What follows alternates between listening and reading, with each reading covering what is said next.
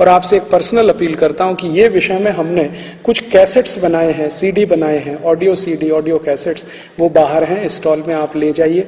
कोई भी सीडी और कैसेट पे मेरा कॉपीराइट नहीं है, सबको कॉपी करने का राइट है, क्योंकि हम मानते नहीं कि ज्ञान पर किसी का अधिकार होता है। ज्ञान तो सभी के लिए है। मैंने कहीं से ज्ञान लिया, आपको दिया, आपने मुझसे लिया, किसी और को दिया। तो आप सीडी कैसेट ले जाइए, ज्यादा से ज्यादा कॉपी करिए, लोगों को सुनने को दीजिए, सुनने के बाद दूसरों को सुनने को दीजिए, तो बहुत बड़ा अभियान चलेगा।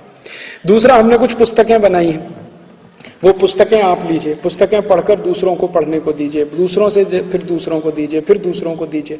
तो इस तरह से पुस्तक और कैसेट के माध्यम से विचार का प्रचार बहुत अच्छे से हो सकता है।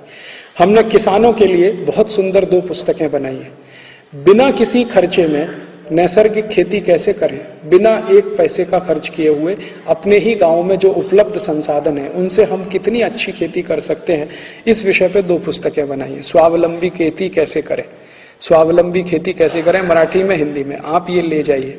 इसी तरह से भारत के लोगों को हम अपील कर रहे हैं कि ये WTO आने के बाद क्या होगा, एलोपैथी की दवाएं बहुत महंगी हो जाएंगी, इतनी महंगी हो जाएंगी कि कोई कल्पना नहीं कर सकता। अभी भी एलोपैथी की दवाएं कोई सस्ती नहीं है, अगले साल से तो बहुत ही महंगी होने वाली है। कोई दवा की कीमत 10 गुनी, 20 गुनी, 25 गुनी, 50 गुनी, 100 गुनी तक बढ़ने वाली है।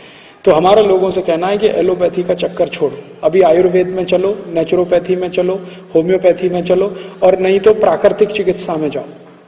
भारत में ये सब की सुविधाएं उपलब्ध हैं। और नहीं तो अपने रसोई घर की चिकित्सा करो।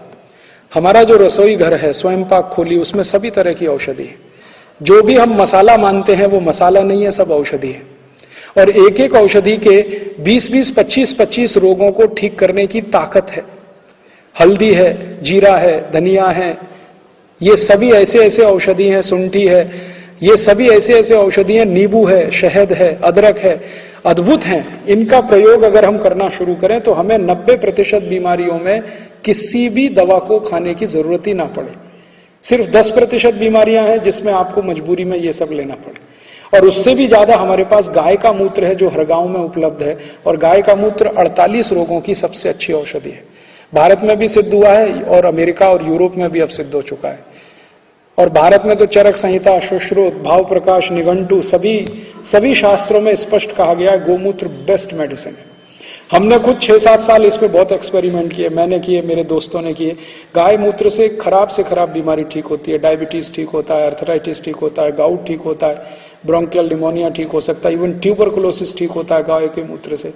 ऐसी बीमारियां जिनका एलोपैथी में ट्रीटमेंट नहीं है। ऑस्टियोमाइलाइटिस एक बीमारी है जिसमें कोई ट्रीटमेंट नहीं है, बीमारी हो तो सीधे काट देते हैं हिस्से को, वो गोमूत्र से ठीक होता है।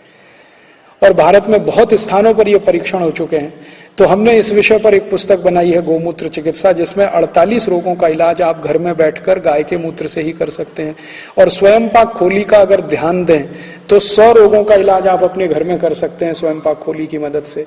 तो इन सभी चीजों का हम ज्यादा से ज्यादा प्रयोग करना शुरू करें तो ये WTO के दुष्चक्र से हम बच सकते हैं और हमारे करोड़ों लोगों को बचा सकते हैं।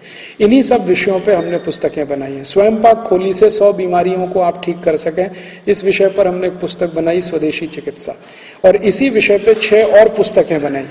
गोमूत्र पे पुस्तक है, किसानों के लिए पुस्तक है, ये सब बाहर हैं, आप ले जाइए। कोई भी पुस्तक में हमारा कॉपीराइट नहीं है। आप पुस्तक लेकर अपने नाम से छपाइए, हमें खुशी होगी। हमारा नाम हटाइए, अपना लिखिए और कहिए कि ये हमने लिखा है। हम कभी आपको केस करने के लिए नहीं आएंगे। हमें तो बहुत खुशी होगी कि चलो हमारा काम किसी दूसरे भाई ने संभाला। तो आप इस तरह की पुस्तकें बना के दूसरों को दे सकते हैं, कैसेट ले सकते हैं। हमारी हर महीने एक मैगजीन निकलती है, अखबार निकलता है, उसका मेंबर हो सकते हैं, उसमें बहुत सारी माहिती आती है, वो आपको मिल सकती है। और एक लास्ट अपील कि भारत के शेतकरी बांधवों को बचाना है तो वो जो कुछ भी पैदा कर रहे हैं उसका ज्यादा से ज्यादा कंजम्पशन हम करना शुरू करें। जैसे भारत के कापूस पैदा करने वाले शेतकरी बांधवों को अगर कापूस का बराबर भाव दिलवाना है तो आप पहले खादी पहनना शुरू करिए, कॉटन के वस्त्र पहनना शुरू करिए। आप टेरेलिन, टेरिकॉट और सिंथेटिक पहनेंगे तो कापूस खरीदी होने वाली नहीं, और कापूस खरीदी होगी नहीं तो खादी बनेगा नहीं, कॉटन के कपड़े बनेंगे नहीं, तो उसको भाव कैसे मिलेगा। इसलिए भारत के कापूस पैदा करने वाले शेतकरी को भाव देना है तो खादी खरीदना शुरू करिए, कॉटन खरीदना शुरू करिए। अगर भारत के 1% लोग सिर्फ खादी खरीदना शुरू कर दें, खादी पहनना शुरू कर दें, तो भारत के जितने बेरोजगार लोग हैं उनके 5 से 10% को काम मिलेगा, और भारत के सब लोग खादी पहनना शुरू कर दें, कॉटन खरीदना शुरू कर दें, तो भारत में 100% रोजगार मिलेगा, कोई बेरोजगार नहीं हो सकता। ये हमने करके देख लिया है। हमारे बहुत सारे कार्यकर्ता अब हमारा उत्साहवर्धन करते हैं, अपना स्वावलंबन भी करते हैं, खादी बनाते हैं, वो हमने शुरू किया है। तो बाहर स्टॉल में आप जाएंगे तो कुछ आंदोलन के कार्यकर्ताओं का बनाया हुआ खादी भी है, वो खादी आप खरीदें, उदार मन से खरीदें, ताकि इस अभियान को चलाने के लिए आपका कुछ हमें सहयोग भी मिले। हम लोगों से ज्यादा डोनेशन नहीं लेते हैं, लेकिन खादी देकर, पुस्तकें देकर के और साहित्य देकर, कैसेट देकर, जो कुछ भी आर्थिक मदद हमारी होती है समाज के द्वारा, उसी से पूरा ये अभियान चलाते हैं।